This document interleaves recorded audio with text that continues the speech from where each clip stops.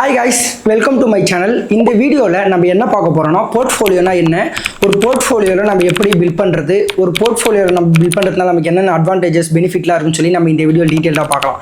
அதுக்கு முன்னாடி நீங்க இப்போதான் நம்ம சேனலுக்கு ஃபர்ஸ்ட் டைம் வரீங்கன்னா சப்ஸ்கிரைப் பண்ணிக்கோங்க. வாங்க வீடியோக்குள்ள போலாம். What is portfolio? ஒரு போர்ட்ஃபோலியோனா என்ன? இப்போ ஒரு ப்ராப்பரான போர்ட்ஃபோலியோனா என்னன்னா, நம்ம எல்லாருமே காமனாக இன்வெஸ்ட் பண்ணுவோம். அது இண்டிவிஜுவலாக ஈக்விட்டி ஸ்டாக்ல பை பண்ணுறதா இருந்தாலும் சரி, இல்லை மியூச்சுவல் ஃபண்டில் இன்வெஸ்ட் பண்ணுறதா இருந்தாலும் சரி, இல்லை கோல்டில் இன்வெஸ்ட் பண்ணுறதா இருந்தாலும் சரி, இது எல்லாமே நம்ம ஒரே செக்டாரில் தனியாக பண்ணக்கூடாது, மல்டிபிள் செக்டார்ஸில் பண்ணணும். இதுக்கு பேர் தான் போர்ட்ஃபோலியோ. நீங்கள் ஒரு ப்ராப்பரான போர்ட்ஃபோலியோ பில்ட் பண்ணால் தான் இன்வெஸ்ட்மெண்ட்டில் வெல்த் கிரியேட் பண்ண முடியும். அப்படிலாம் லாஸ் ஆகிறதுக்கு நிறைய சான்சஸ் இருக்குது. சிம்பிளாக சொல்லணும்னா, இப்போ ஏஐ பூம் டைம், நீங்கள் இந்த டைமில் வந்து ஏஐயில் போயிட்டு நீங்கள் ஏஐ ஸ்டாக்ஸில் இன்வெஸ்ட் பண்ணுறீங்கன்னு வச்சுப்போம். ஏஐ மட்டும் இன்க்ரீஸ் ஆனால் ஓகே, உங்களோட ஸ்டாக் இன்க்ரீஸ் ஆகும். இப்போ ஏஐ ஸ்டாக் மொத்தமாக ஒரே டைமில் கீழே இறங்குச்சுன்னா, சிம்பிளாக சொல்லணும்னா, இப்போ ஐடி ஸ்டாக் எடுத்தீங்கன்னா லாஸ்ட் 2 இயர்ஸில் இந்தியன் ஐடி பெருசாக ரிட்டர்ன்ஸே கொடுத்துருக்காது. நீங்கள் வெறும் ஐடி ஸ்டாக்கில் மட்டும் இண்டிவிஜுவலாக வாங்கியிருந்தீங்கன்னா அது எல்லாமே லாஸ் ஆகிருக்கும். அதனால தான் ஒரு போர்ட்ஃபோலியோ கிரியேட் பண்ணணும். போர்ட்ஃபோலியோவில் பார்த்தீங்கன்னா ஈக்விட்டிலே எடுத்துக்கிட்டிங்கன்னா தனித்தனி செக்டார்ஸில் இன்வெஸ்ட் பண்ணுவாங்க. உதாரணத்துக்கு பார்த்தீங்கன்னா செக்டாரல் பேசிஸ் சொல்லணும்னா health care, finance, banking sector, அப்புறம் எஃப்எம்சிஜி செக்டார், இது போல் தனித்தனி செக்டார்ஸில் இன்வெஸ்ட் பண்ணுவாங்க. இப்போ உதாரணத்துக்கு எடுத்துக்கிட்டிங்கன்னா ஐடி ஸ்டாக் மொத்தமாக கிராஷ் ஆனாலும் பேங்கிங் ஸ்டாக் மேலே போகும், ஃபினான்ஸ் ஸ்டாக் மேலே போகும். இது போல் ஒரு செக்டார் கீழே இறங்கினாலும் இன்னொரு செக்டார் மார்க்கெட் மேலே இன்க்ரீஸ் ஆகும். இதுதான் போர்ட்ஃபோலியோ. போர்ட்ஃபோலியோ இப்படி தான் ஒர்க் ஆகுது. ஒரு போர்ட்ஃபோலியோ நம்ம இப்படி தான் பில்ட் பண்ணணும். இப்போ நம்ம இன்வெஸ்ட் பண்ணுறதுக்கு முன்னாடி நம்மளோட கோல் என்னன்னு சொல்லி நம்ம சூஸ் பண்ணணும். இப்போ உதாரணத்துக்கு ஒரு சிலருக்கு ஒரு கோல் இருக்கும். இப்போ ஒரு சிலருக்கு லாங் டேர்ம் கோல் நீங்கள் எடுத்தீங்கன்னா ஃபினான்ஷியல் ஃப்ரீடம் அடையணும்னு ஒரு சிலர் பிளான் வச்சிருப்பாங்க. அப்படிலாம் வெல்த் கிரியேட் பண்ணுறதுக்காக ஒரு சில பிளான் வச்சிருப்பாங்க. அப்படிலாம் ஷார்ட் டேர்மில் அதிகமாக நம்ம ரிட்டர்ன்ஸ் பார்த்துட்டு செல் பண்ணிட்டு வெளியே வரணும்னு யோசிப்பாங்க. இது போல் உங்களுக்கான கோல் என்னன்னு நீங்கள் ஃபஸ்ட்டு சூஸ் பண்ணணும். நம்ம ஒரு போர்ட்ஃபோலியோ கிரியேட் பண்ணுறதுக்கு முன்னாடி நம்மளோட ரிஸ்க் டாலரன்ஸ் என்னன்னு சூஸ் பண்ணிக்கலாம். ரொம்ப ஹை ரிஸ்கா, இல்லை மீடியம் ரிஸ்கா, இல்லை லோ ரிஸ்கான்னு சொல்லி நம்ம தான் சூஸ் பண்ணணும். ரிஸ்க்கு ஏற்ற மாதிரி ரிட்டர்ன்ஸ் அதிகமாக இருக்கும். இப்போ உதாரணத்துக்கு சொல்ல போனால் உங்களோட ஏஜ் 20 இருக்குன்னா நீங்கள் அடுத்து ஒரு 10 to 20 இயர்ஸ்க்கு நீங்கள் பிளான் பண்ணுறீங்கன்னு வச்சுப்போம். அப்போனா உங்களோட ரிஸ்க் வந்து ஹையாக இருக்கணும். ஏன்னா மார்க்கெட் வந்து 1 year 2 years எல்லாம் நல்லா கீழே இறங்கினாலுமே 10 years 20 இயர்ஸ்க்கு மேலே நீங்கள் லாங் டேர்முக்கு நீங்கள் ஹோல்ட் பண்ணிங்கன்னா கன்ஃபார்ம் உங்களுக்கு ரிட்டர்ன்ஸ் ரொம்ப அதிகமாக இருக்கும். இது வந்து ஹை ரிஸ்க் ஆனால் ஹை ரிவார்டு, அதிகமாக ரிட்டர்ன்ஸ் உங்களுக்கு இருக்கும். நம்மளோட கோலை சூஸ் பண்ணதுக்கப்புறம் அதுக்கடுத்து சூஸ் பண்ண போகிற முக்கியமான விஷயம் தான் நம்மளோட அசட் கிளாஸஸ். அசட் கிளாஸஸ்னால் என்னென்னா, நீங்கள் என்னென்ன அசட்டில் உங்களோட போர்ட்ஃபோலியோவில் ஆட் பண்ண போகிறீங்கன்னு சொல்லி நம்ம செக் பண்ணணும். இப்போ அசட் கிளாஸஸ் எடுத்துக்கிட்டிங்கன்னா யூஎஸ் ஸ்டாக்கில் கம்பல்சரி இன்வெஸ்ட் பண்ணணும். ஏன்னா நம்ம குளோபல் இன்வெஸ்ட்மெண்ட்டில் எவ்வளோ இன்வெஸ்ட் பண்ணுறோமோ அவ்வளோ நம்மளோட போர்ட்ஃபோலியோ டெவலப் ஆகிறதுக்கு நிறைய சான்ஸ் இருக்குது. உதாரணத்துக்கு சொல்ல போனால் யூஎஸ் ஸ்டாக் வந்து 3 years 5 yearsலாம் நல்ல க்ரோத் கொடுத்துருக்கு. நம்ம இந்தியன் மார்க்கெட் எவ்வளோ கம்மியாக ரிட்டர்ன்ஸ் கொடுத்தாலுமே யூஎஸ் ஸ்டாக் வந்து அதிகமாக தான் ரிட்டர்ன்ஸ் கொடுத்துருக்கு. நீங்கள் லாஸ்ட்டு 3 to 5 years டேட்டா எடுத்து பார்த்தீங்கன்னா, ஏன்னா யூஎஸ் ஸ்டாக்ல பெரிய பெரிய கம்பெனிஸ்லாம் இருக்காங்க. லைக் கூகுள், என்விடியா, இது போல பெரிய பெரிய கம்பெனிலாம் இருக்காங்க. இதில் ஒரு நல்ல ETF நம்ம சூஸ் பண்ணி நாஸ்டாக் 100, S&P 500 இது போல இண்டெக்ஸ் நம்ம சூஸ் பண்ணி இன்வெஸ்ட் பண்ணணும். அதுக்கப்புறம் பார்த்தீங்கன்னா நம்ம வந்து ETF அப்புறம் இண்டெக்ஸில் இன்வெஸ்ட் பண்ணணும். ETFன்னு எடுத்துக்கிட்டீங்கன்னா கோல்டு ETF, சில்வர் ETF இது போல் ஒரு நல்ல ETF சூஸ் பண்ணணும்.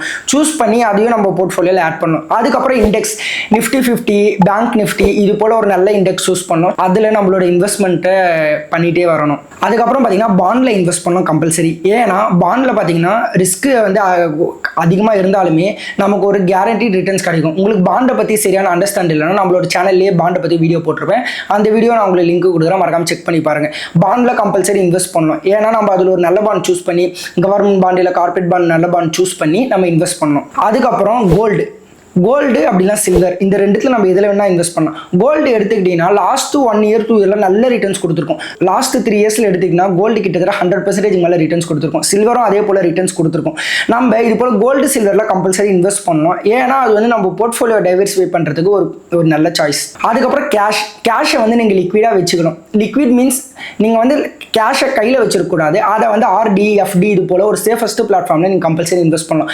ஆர்டிலாம் பார்த்தீங்கன்னா கேரண்டீட் ரிட்டர்ன்ஸ் நமக்கு கிடைக்கும்.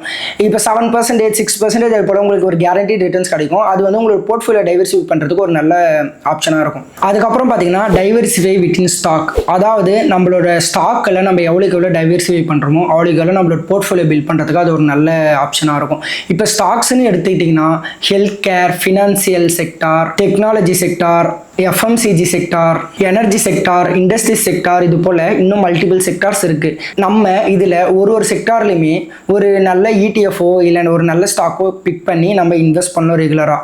ஏன்னா ஒரு செக்டார் நமக்கு சொதப்பினாலும் இன்னொரு செக்டார்ஸ் நமக்கு மேலே போகிறதுக்கான நிறைய சான்சஸ் இருக்குது. இப்போ உதாரணத்துக்கு பார்த்தீங்கன்னா பெரிய ஃபினான்ஷியல் கிரைசிஸ்லாம் வந்துச்சுன்னா ஃபினான்ஷியல் ஸ்டாக் இறங்கினாலுமே இன்னொரு ஒரு சில செக்டார்லாம் வந்து இன்க்ரீஸ் ஆகிறதுக்கான சான்சஸ் இருக்குது. உதாரணத்துக்கு technology sector, industry sector, consumer sector, இது போல் செக்டார்ஸ்லாம் வந்து நமக்கு நிறைய க்ரோ ஆக சான்ஸ் இருக்குது. அதனால் ஒரு நல்ல செக்டார் சூஸ் பண்ணி மல்டிபிள் செக்டார்ஸ்லாம் நம்ம இன்வெஸ்ட் பண்ணணும். இப்போ எஃப்எம்சிஜி செக்டார் கூட ஒரு நல்ல சாய்ஸ் தான். ஃபியூச்சரில் அக்ரிகல்ச்சருக்கு டிமாண்ட் அதிகமாக இருக்கும். அதனால நம்ம அக்ரி செக்டார்லையுமே இன்வெஸ்ட் பண்ணணும். அதுலேயுமே இன்வெஸ்ட் பண்ணுறதுக்கான நிறைய கம்பெனிஸ்லாம் இருக்குது. அதில் ஒரு நல்ல ஸ்டாக்கை நம்ம சூஸ் பண்ணி அதில் நம்ம டைவர்சிஃபை பண்ணி இன்வெஸ்ட் பண்ணிகிட்டே வரணும் கண்டினியூஸாக. அதுக்கப்புறம் இருக்க ஒரு முக்கியமான விஷயம் தான் ரெகுலர் இன்வெஸ்ட்மெண்ட். ரெகுலராக நீங்கள் எவ்ரி மந்த்தும் இன்வெஸ்ட் பண்ணிகிட்டே வரணும். மார்க்கெட் அப் ஆனாலும் சரி டவுன் ஆனாலும் சரி 500 ருபீஸ்க்கு இன்வெஸ்ட் பண்ணியிருக்கீங்க இந்த மாதம், இதே அடுத்த மாதம் உங்களுக்கு 300 அது இறங்கிச்சுன்னா உங்களுக்கு 200 லாஸ். அந்த 200 பேலன்ஸ் பண்ணுற மாதிரி நீங்கள் அடுத்த மாதமும் உங்களுக்கு நீங்கள் கம்மி ரேட்டுக்கு அந்த ஸ்டாக்கை பை பண்ணணும். பை பண்ணிங்கன்னா உங்களோட அமௌண்ட்டும் பேலன்ஸ் ஆகும், உங்களுக்கு கம்மி ரேட்லேயே அதே ஸ்டாக் கிடைச்சா மாதிரி இருக்கும். நீங்கள் எவ்ரி மந்த் நீங்கள் இது போல் இன்வெஸ்ட் பண்ணிட்டே வந்தீங்கன்னா உங்களோட லாங் டேர்ம் க்ரோத்துக்கு அது ஒரு நல்ல ஆப்ஷனாக இருக்கும். ஏன்னா உங்களோட மோட்டிவ் லாங் டேர்மாக இருந்துச்சுன்னா நீங்கள் லாஸ் ஆனாலுமே இன்வெஸ்ட் பண்ணிட்டே வரணும் கண்டினியூஸாக. ஏன்னா 3 to 5 இயர்ஸாக தாண்டிச்சுன்னா கம்பல்சரி ரிட்டர்ன்ஸ் அதிகமாக இருக்கும். ஒரு 6 month 1 year இது போல் பண்ணாதான் லாஸ் ஆகும். நீங்கள் மியூச்சுவல் ஃபண்டோட டேட்டா எடுத்து பார்த்தாலுமே தெரியும். நீங்கள் 3 years மேலே நீங்கள் செலக்ட் பண்ணீங்கன்னா கம்பல்சரி உங்களுக்கு ப்ராஃபிட் தான் இருக்கும். 1 yearக்குள்ளலாம் நீங்கள் எடுத்து பார்த்தீங்கன்னா நிறைய மியூச்சுவல் ஃபண்ட் லாஸ் ஆகியிருக்கும். ஏன்னா டைமுக்கு தான் வேல்யூ வேண்டி நீங்கள் இன்வெஸ்ட் பண்ணுற அமௌண்ட்டுக்கு இல்லை. Avoid common mistake. காமனாக எல்லாரும் பண்ணுற ஒரு மிஸ்டேக்கை நம்ம அவாய்ட் பண்ணிக்கலாம். இப்போ உதாரணத்துக்கு பார்த்தீங்கன்னா ஒரு சிலர் வந்து அதிகமாக ஹைப் இருக்க ஷேரை பிக் பண்ணுவாங்க. இப்போ இந்த இன்ஃப்ளூயன்சர் வாங்கிட்டாங்க, இல்லை இவங்க வந்து இந்த கம்பெனி நல்லா போகுது சொல்கிறாங்கன்னு சொல்லி அவங்களோட ஃபண்டமெண்டல் அனலைசஸ், அந்த கம்பெனியோட profit and losses, PE ratio எதுவுமே பார்க்காம ஒரு ஸ்டாக்கை பை பண்ணுறது, அது போல் பண்ணவே கூடாது. உங்களுக்கு என்ன மோட்டிவ், அந்த கம்பெனியோட profit and loss statement, revenue statement, இது எல்லாமே பார்த்து தான் நம்ம ஒரு ஸ்டாக்கை பை பண்ணணும். இவங்க சொல்கிறாங்க அவங்க சொல்கிறாங்கன்னா வாங்கக்கூடாது. உங்களோட ஓன் ரிசர்ச், ஓன் இன்வெஸ்ட்மெண்ட்டை நீங்கள் வாங்கணும். அதுக்கப்புறம் இன்னொரு மிஸ்டேக் என்னன்னா இன்வெஸ்டிங் இன் ஒன் கம்பெனி. ஒரே ஒரு கம்பெனி, இண்டிவிஜுவல் கம்பெனியில் மட்டும் நம்ம இன்வெஸ்ட் பண்ணவே கூடாது. மல்டிபிள் கம்பெனிஸில் நம்ம இன்வெஸ்ட் பண்ணணும். இப்போ உதாரணத்துக்கு எடுத்தீங்கன்னா நீங்கள் ஒரு ஐடி செக்டார் ஸ்டாக்கில் நீங்கள் HCCLல நீங்கள் ஒரு ஸ்டாக் பை பண்ணிட்டீங்க. அப்படி பார்த்தீங்கன்னா நீங்கள் இன்னொரு செக்டாரில் வேறு ஸ்டாக் நீங்கள் பிக் பண்ணணும். உதாரணத்துக்கு டாடா ஸ்டீல், டாடா மோட்டார்ஸில் நீங்கள் அதை சூஸ் பண்ணலாம். இது போல் மல்டிபிள் ஸ்டாக்கை நீங்கள் சூஸ் பண்ணணும். ஒரே இண்டிவிஜுவல் ஸ்டாக்கை நீங்கள் சூஸ் பண்ணி நீங்கள் ஹோல்ட் பண்ணீங்கன்னா அது லாஸ் ஆகிறதுக்கான சான்சஸ் நிறைய இருக்கு. இன்னொரு மிஸ்டேக் என்னன்னா, இது ரொம்ப பெரிய mistake, panic selling. Avoid panic selling in market crashes. இப்போ ஒரு சிலர் மார்க்கெட் கிராஷ் ஆகும் போது பேனிக்காக இப்போ நீங்கள் போய் செல் பண்ணுறீங்க. மார்க்கெட் வந்து அன்றைக்கி தான் கிராஷ் ஆகும். 1 year 2 yearsலாம் நல்ல ரிட்டர்ன்ஸ் கொடுக்கும். இப்போ இன்றைக்கி கிராஷ் ஆகும்னா நாளைக்கே ரெக்கவர் ஆகிடும். அடுத்து ஒரு 1 or 3 monthsலேயே ரெக்கவர் ஆகிடும். அதனால வந்து பேனிக் செல்லிங்கை நீங்கள் அவாய்ட் பண்ணிடலாம். இப்போ நீங்கள் இன்றைக்கி தான் இன்வெஸ்ட் பண்ண வரீங்க, நீங்கள் ஒரே வாரத்தில் நீங்கள் செல் பண்ண போகிறீங்கன்னா அது வந்து ட்ரேடிங். நீங்கள் வந்து ட்ரேடிங் பண்ணல, லாங் டேர்ம் உங்களோட வெல்த் கிரியேட் பண்ணுறதுக்கோ இல்லை உங்களோட ஃபினான்ஷியல் ஃப்ரீடம்க்கோ தானே இன்வெஸ்ட் பண்ணுறீங்க. அதனால் வந்து பேனிக் செல்லிங்கை அவாய்ட் பண்ணுறது பெட்டர். ஏன்னா நீங்கள் எந்த ஸ்டாக் எடுத்தாலுமே, எந்த ETF நீங்கள் எந்த இண்டெக்ஸ் எடுத்தாலுமே 1 year 2 year மேலே தாண்டிச்சுன்னா உங்களுக்கு அது கம்பல்சரி ப்ராஃபிட் தான் கொடுக்கும். ஏன்னா நீங்கள் வந்து லாங் டேர்முக்கு தான் நீங்கள் பிளான் பண்ணியிருக்கீங்க. அதனால நீங்கள் பேனிக் ஆகி செல் பண்ண வேண்டிய அவசியமே கிடையாது. அதுக்கப்புறம் பார்த்தீங்கன்னா ட்ரேடிங் பேஸ்டு எமோஷன் உங்களுக்கு இருக்கவே தேவையில்லை. ஏன்னா நீங்கள் ஒன்றும் ட்ரேட் பண்ணல, நீங்கள் லாங் டேர்முக்கு நீங்கள் ஹோல்ட் பண்ணி அதை நீங்கள் உங்களோட வெல்த் கிரியேட் பண்ணுறதுக்காக தான் வச்சிருக்கீங்க. ட்ரேடிங் பண்ணுறீங்கன்னா நீங்கள் இன்ட்ராடே, ஃபியூச்சர் அண்ட் ஆப்ஷன்ஸ்லாம் பண்ணுறீங்கன்னா உங்களுக்கு ஒரு டைம் லிமிட் இருக்குது. நீங்கள் இந்த டைம் கூட செல் பண்ணியே ஆகலாம். அப்படின்ற போது உங்களுக்கு வந்து எமோஷன்ஸ் இருக்கும், நீங்கள் பேனிக் செல்லிங் பண்ணலாம். ஆனால் நீங்கள் லாங் டேர்முக்கு தானே பண்ணுறீங்க. அதனால பேனிக் செல்லிங்கை முடிஞ்ச அளவு அவாய்ட் பண்ணிக்கோங்க. இப்போ நம்ம ஒரு எக்ஸாம்பிளோட பார்ப்போம். உங்களோட இன்வெஸ்ட்மெண்ட் அமௌண்ட் 10,000 வச்சுப்போம். இந்த 10,000 நீங்கள் எப்படி ஒரு போர்ட்ஃபோலியோ நீங்கள் பில்ட் பண்ணணும்னா 35% இந்தியன் ஈக்விட்டியில் இன்வெஸ்ட் பண்ணணும். இப்போ இந்தியன் ஈக்விட்டி எடுத்துக்கிட்டீங்கன்னா நீங்கள் 35%னா 3,500 10,000ல ஓகேவா. 3,500 ஒரு நல்ல இண்டெக்ஸ் சூஸ் பண்ணணும். உதாரணத்துக்கு Nifty 50, பேங்க் நிஃப்டி இது போல் இண்டெக்ஸ் சூஸ் பண்ணி அதில் ஒரு 1,000 rupees இன்வெஸ்ட் பண்ணணும். இன்வெஸ்ட் பண்ணிவிட்டு மீதி ஒரு 1,000 rupees இருக்கும். 3,500ல மீதி வந்து 2,500 இருக்கும். அதில் இன்னொரு 1,000 எடுத்து நீங்கள் ஒரு நல்ல மியூச்சுவல் ஃபண்டில் இன்வெஸ்ட் பண்ணணும். மியூச்சுவல் ஃபண்ட் நீங்கள் எடுத்துக்கிட்டீங்கன்னா லார்ஜ் கேப்பில் நீங்கள் இன்வெஸ்ட் பண்ணணும். லார்ஜ் கேப்பில் 1,000 இன்வெஸ்ட் பண்ணிட்டீங்களா, மீதி உங்களுக்கு வந்து 1,500 இருக்கும். 3,500ல 2,000 நம்ம இன்வெஸ்ட் பண்ணிட்டோம், மீதி 1,500 இருக்கும்.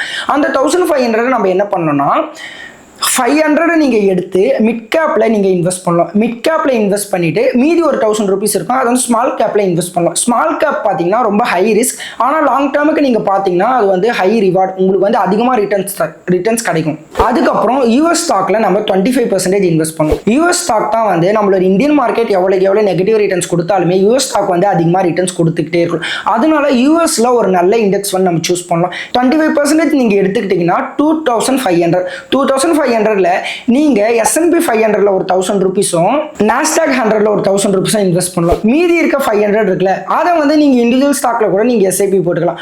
ஏன்னா யூஎஸ் ஸ்டாக் எடுத்துக்கிட்டிங்கன்னா ஆல்மோஸ்ட் பெரிய பெரிய டெக் லீடர்ஸ் அதில் இருக்காங்க.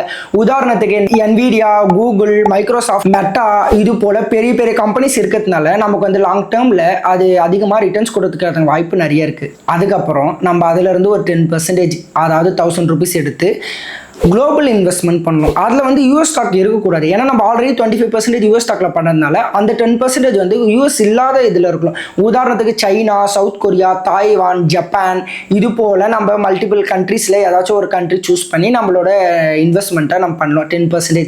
ஏன்னா யூஎஸ் ஸ்டாக் மட்டுமே நம்ம நம்பி இருக்கக்கூடாது. அதை ஏதாவது வார் டைம் அது போல் டைம் எல்லாம் வந்து நம்ம யூஎஸ் ஸ்டாக் மட்டும் நம்பி இருக்கக்கூடாது. அனதர் கண்ட்ரிஸையும் நம்பி இருக்கலாம். உதாரணத்துக்கு சைனா இது போல் கண்ட்ரியை நம்பி இருக்கலாம். அதனால இன்னொரு 10% எடுத்து இன்னொரு சில கண்ட்ரியில் போடலாம்.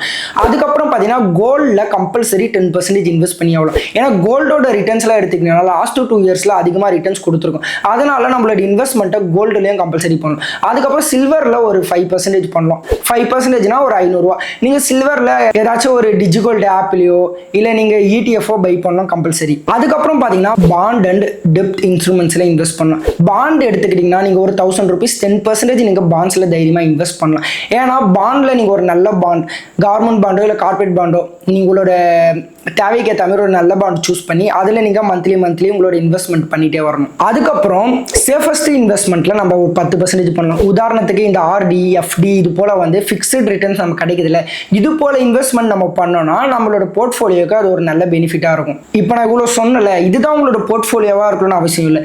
உங்களோட தேவைக்கு ஏற்ற மாதிரி உங்களோட போர்ட்ஃபோலியோவை நீங்கள் அட்ஜஸ்ட் பண்ணிக்கலாம். இப்போ நான் அதில் வந்து இந்தியன் ஸ்டாக் 35% சொல்லியிருப்பேன். நீங்கள் யூஎஸ் ஸ்டாக்கில் கூட 35% பண்ணலாம். அது உங்களோட தேவைக்கு ஏற்ற மாதிரி உங்களோட ரிஸ்க்கு ஏற்ற மாதிரி நீங்கள் பண்ணலாம். இதை வந்து உங்களோட அமௌண்ட்டுக்கு ஏற்ற மாதிரி நீங்கள் அட்ஜஸ்ட் பண்ணிக்கலாம். 10,000க்கு ஏற்ற மாதிரி நான் சொல்லியிருப்பேன். இந்த 10,000 நீங்கள் 1 lakh இன்வெஸ்ட் பண்ணுறதா இருந்தாலும் இதே போல் பண்ணலாம். அப்படிலாம் உங்களோட ஓன் ரிசர்ச்சில் நீங்கள் வேறு மாதிரி பண்ணலாம். அதே போல் இது வந்து எஜுகேஷனல் பர்பஸ் ஒன்லி. இது வந்து இவ்வளோதான், இதுதான் இருக்குன்னு நான் உங்களுக்கு சொல்கிறேன். இதை தாண்டி இன்னும் நிறைய இருக்குது. உங்களோட ஓன் ரிசர்ச்சில் நீங்கள் வந்து சூஸ் பண்ணி ஒரு நல்ல போர்ட்ஃபோலியோ பில்ட் பண்ணி இன்வெஸ்ட் பண்ணுங்க. இவ்வளோதான் இந்த வீடியோ. மணி யார் வேணா ஏர்ன் பண்ணலாம். ஆனால் அந்த மணியை இன்வெஸ்ட் பண்ணுறதுல தான் ஒரு ஆர்ட்டே இருக்குது. அதனால நீங்கள் ஒரு நல்ல போர்ட்ஃபோலியோ பில்ட் பண்ணி நீங்கள் லாங் டேர்முக்கு இன்வெஸ்ட் பண்ணுங்க. இந்த வீடியோ உங்களுக்கு யூஸ்ஃபுல்லாக இருந்துச்சுன்னா மறக்காமல் லைக் பண்ணுங்க. உங்களுக்கு வேற ஏதாச்சும் டாபிக் அப்படிலாம் இது போல் கண்டென்ட்ல ஏதாச்சும் டவுட் இருந்துச்சுன்னா கமெண்ட்ல மறக்காமல் கேளுங்க. அதே போல் உங்கள் ஃப்ரெண்ட்ஸ் அண்ட் ஃபேமிலிஸ்க்கும் இந்த வீடியோவை ஷேர் பண்ணுங்க. நான் இதே போல் அடுத்து ஒரு யூஸ்ஃபுல்லான ஃபினான்ஸ் டாப்பிக்கில் சந்திக்கிறேன். பாய்.